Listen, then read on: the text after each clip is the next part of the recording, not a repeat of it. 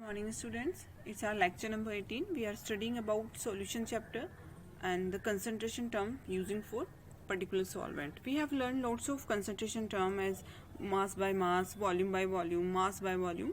Okay, today we will learn about fourth concentration term which is entitled parts per million.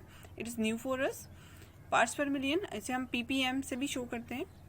When a solute present in trace quantity, अगर एक solute present है किसी solution में trace बहुत small quantity में, तो वहाँ हम parts per million unit को use करते हैं. Its concentration is expressed in ppm, तो हम ppm से उसको express करेंगे.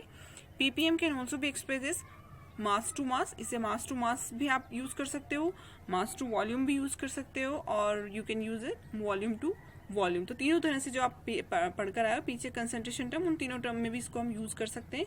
बट उन तीनों कंसंट्रेशन टर्म को हम परसेंट पर निकालते थे, परसेंट, यहाँ हम पर मिलियन पर निकालेंगे. तो पीपीएम के लिए फॉर्मूला हमारा हो जाएगा, अगर आप मास ले रहे हो या वॉल्यूम ले रहे हो ऑफ अ सॉल्यूट, जिसे हम डिवाइडेड करेंगे, या आपने मास लिया या वॉल्यूम लिया सोल्यूशन का, उससे डिवाइड करेंगे एंड मल्टीप्लाइड बाई 10⁻⁶, उसे आप मिलियन से मल्टीप्लाइड कर दोगे तो आपका पीपीएम निकल कर आ जाता है. जैसे एग्जांपल देखो, the amount of dissolved oxygen in sea water is expressed as 5.8 gram per 10⁻⁶ ग्राम, और या फिर हम इसे इस तरह भी लिख सकते हैं 5.8 पीपीएम से भी आप लिख दो ऑफ सी वाटर.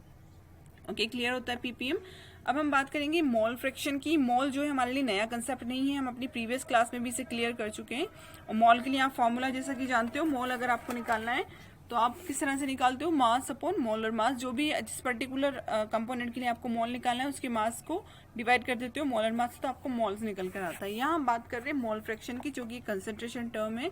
तो देखो सिंबल, सबसे पहले इसके सिंबल की बात करेंगे. Symbol for mole fraction is XX. यहाँ पर जो X जो है, ये जो सबस्क्रिप्ट सिंबल X है वो डिनोट करता है कंपोनेंट को, किस पर्टिकुलर कंपोनेंट का मोल फ्रैक्शन है. इस तरह से हम शो करेंगे. मोल फ्रैक्शन के लिए फॉर्मूला देख लो, number of moles of the component, किसी भी कंपोनेंट की मोल है उसे हम डिवाइड करेंगे total number of mole of the all components. उस पर्टिकुलर सॉल्यूशन में जितने भी कंपोनेंट्स है, फिर सॉल्यूट सॉल्वेंट सबको मिक्स करके उनके टोटल नंबर ऑफ मोल से हम डिवाइड कर देंगे पर्टिकुलर सॉल्यूट के मोल को. एग्जाम्पल देखो, इन अ बाइनरी सोल्यूशन, जानते हो binary solution made of only one solute and solvent.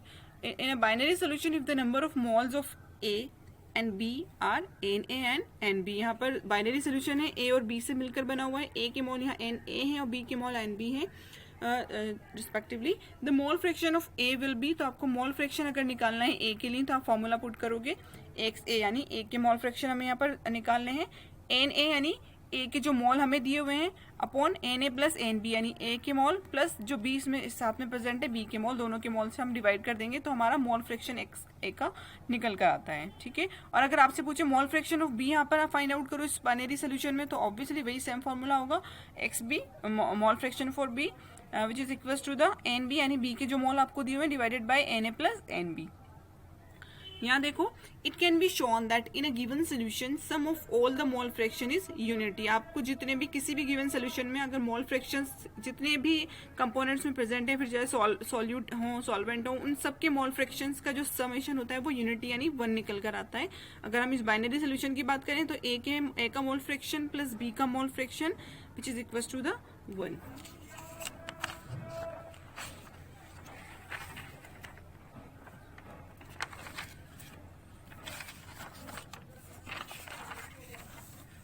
देखो यहाँ हमें कैलकुलेट करना है मोल फ्रैक्शन. एक क्वेश्चन है यहाँ पर, calculate the mole fraction of ethylene glycol, जिसका फॉर्मूला C2H6O2 है, in a solution containing 20% of ethylene glycol by mass. आपको मोल फ्रैक्शन फाइंड आउट करना है इथाइलिन ग्लाइकोल की. इन्होंने बता दिया कि किसी सोल्यूशन में 20% बाय मास प्रेजेंट है वो इथाइलिन ग्लाइकोल. तो आपको क्या करना है, मास के अकॉर्डिंग आपको अज्यूम करके चलना है that we have 100 gram of solution. आपने माना कि आपके पास 100 ग्राम सोल्यूशन था which contain 20 gram of ethylene glycol and 80 gram of water. Obviously water is the solvent, 80 gram present होगा. अब molar mass of ethylene glycol, अगर मोलर मास, सबसे पहले आपको मोल निकालना है, तो मोल के लिए मैंने आपको फॉर्मूला बता ही दिया है, मास अपॉन मोलर मास होता है. तो मोलर मास आप निकालोगे, यहाँ पर आपको फॉर्मूला दिया हुआ है मॉलिक्यूलर फॉर्मूला इथाइलिन ग्लाइकोल का, आप उससे मोलर मास निकाल सकते हो, तो वो 62 ग्राम पर मोल निकल कर आता है. अब मोल ऑफ इथाइलिन ग्लाइकोल आप वही फॉर्मूला में रखोगे, मास आपको दिया था, मास इसका 20 ग्राम प्रेजेंट था वो, और मोलर मास आपने निकाला 62, तो आपके पास मोल निकल कर आते हैं 0.322 मोल्स. ओके. अब मोल्स ऑफ वाटर की बात आपसे करेंगे. मोल्स ऑफ वाटर ऑब्वियसली 80 ग्राम आपका वाटर प्रेजेंट था, उसके मॉल्स वाटर के लिए H2O से अगर आप निकालते हो मॉलिकुलर फॉर्मूला से तो 80 ग्राम पर मॉल निकल कर आता है। तो इससे अगर आपने मॉल निकाले तो 4.44 मॉल प्रेजेंट है वाटर का इन पर्टिकुलर सोल्यूशन। और अगर मॉल फ्रैक्शन अब आप निकालोगे तो मॉल फ्रैक्शन आपके लिए निकालना ईजी है, क्योंकि आपने इथाइलिन ग्लाइकोल के मॉल निकाल लिया, वाटर के मॉल निकाल लिए पर्टिकुलर सोल्यूशन में। तो यहाँ पर आप इथाइलिन ग्लाइकोल का जो आपने मॉल निकाला है उसको आप डिवाइडेड कर दोगे टोटल नंबर ऑफ मॉल्स यानी इथाइलिन ग्लाइकोल प्लस वाटर के मॉल से, तो आपका मॉल फ्रैक्शन निकल कर आता है इथाइलिन ग्लाइकोल के लिए 0.068। Hope you have understand. Now turn to the next concentration term molarity. Molarity भी हमारे लिए नया टर्म नहीं है, हम 11th में इसे डिस्कस करके आए। इसे कैपिटल M से हम डिनोट करते हैं। देखो एक्चुअल मोलैरिटी क्या है, it is the ratio of moles of solute and volume of solution in litre. किसके बीच में रेशियो शो करता है मोलैरिटी, मोल्स ऑफ सोल्यूट और volume of solution in litres. Molarity is defined as the number of moles of solute dissolve in 1 litre of solution. अगर 1 litre solution में जितने मोल किसी पर्टिकुलर सोल्यूट के डिजोल्व हुए हैं उसे हम उस मोल की मोलैरिटी कहेंगे। तो मोलैरिटी के लिए फॉर्मूला यहाँ पर देखो, moles of solute divided by volume of solution in 1 litre. अगर हम यहाँ पर मोलैरिटी की यूनिट देखते हैं तो इस फॉर्मूला के अकॉर्डिंग मोल लीटर इनवर्स आती है। अब देखो एक एग्जांपल से हम समझेंगे। If we have 0.25 mole litre inverse, mole litre inverse आते हैं आप समझ जाओगे मोलैरिटी है फॉर्मूला से जो हमने यूनिट निकाली थी, या फिर आपको 0.25 कैपिटल M भी लिख कर देगा तो आप वहां समझने वाले मोलैरिटी है। ठीक है, if we have 0.25 mole litre inverse solution of NaOH, it means क्या मतलब होगा इसका, इसका मतलब है कि 0.25 moles of NaOH dissolve in 1 litre of water. Clear. Now next term है मोलैलिटी।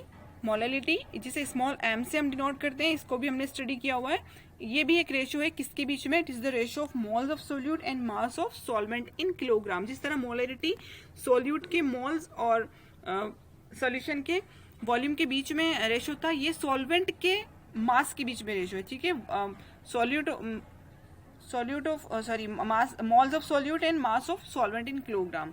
ठीक है, molarity defined as the number of moles of solute per kilogram of the solvent. Solvent के पर किलोग्राम में कितना मोल सॉल्वेंट का present है उसे molality कहेंगे। तो ध्यान में रखना, मोलैलिटी हम सॉल्यूशन पर निकालते हैं और मोलैलिटी हम सॉल्वेंट पर निकालेंगे। फॉर्मूला देखो मोलैलिटी के लिए, moles of solute divided by mass of solvent in kilogram. तो अगर आप यूनिट देखते हो इस फॉर्मूला से तो मोल किलोग्राम इनवर्स निकल कर आती है मोलैलिटी की यूनिट।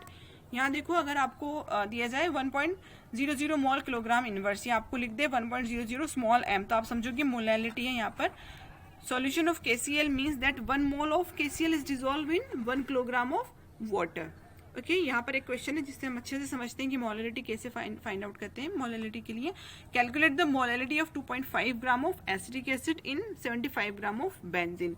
आपको बेंजीन एज अ सॉल्वेंट 75 ग्राम दे दिया, जिसमें इन्होंने 2.5 ग्राम एसिटिक एसिड डिजोल्व किया हुआ है। अभी आपसे एसिटिक एसिड की मोलैलिटी फाइंड आउट करवा रहा है, तो सबसे पहले आपको फॉर्मूला याद रखना है, moles upon mass of solvent molality के लिए। तो आपको मोल्स निकालने हैं सॉल्यूट के। मोलर मास ऑफ सॉल्यूट, आपका सॉल्यूट क्या था, एसिटिक एसिड, फॉर्मूला CH3COOH है। इसके मॉलिक्यूलर फॉर्मूला से हमने अगर इसका मोलर मास निकाला तो हमारे पास 60 ग्राम निकल कर आता है। ठीक है, अब उसके बाद आप इसके मोल्स निकालना चाहोगे तो ऑब्वियसली 2.5 ग्राम आपको बताया कि 2.5 ग्राम ये डिजोल्व है, वो लिया आपने मास अपॉन इसका मोलर मास 60, तो हमारे पास मोल निकल कर आते हैं एसिटिक एसिड की 0.0417। अब मास ऑफ बेंजीन, अब आपको बेंजीन का सॉल्वेंट दे दिया, सॉल्वेंट एज ए सॉल्वेंट है, मास इसका दिया, बट आपको किस में दिया है इसका मास, ग्राम में दिया है, जबकि आप फॉर्मूला के अकॉर्डिंग, मोलैलिटी फॉर्मूला के अकॉर्डिंग किलोग्राम में आपको चाहिए। तो mass of benzene in kilogram आपको करना है, तो 75 ग्राम अपॉन 1000 ग्राम पर किलोग्राम करोगे आप। तो मोलैलिटी ऑफ एसिटिक एसिड में आप इस फॉर्मूला को, उस फॉर्मूला में आप मोलैलिटी के फॉर्मूला में आप इसे रखोगे तो मोल्स आपके 0.0417 थे एसिटिक एसिड के, और अगर आप मास ऑफ सॉल्वेंट पर चलते हो तो 75 अपॉन 1000 ग्राम पर किलोग्राम, तो आपके लिए मोलैलिटी निकल कर आती है 0.556 मोल किलोग्राम इनवर्स। तो यहाँ पर हमारी सारी कंसंट्रेशन टर्म्स क्लियर होती हैं। आगे के कंटेंट के लिए हम नेक्स्ट वीडियो की तरफ चलेंगे। Thank you.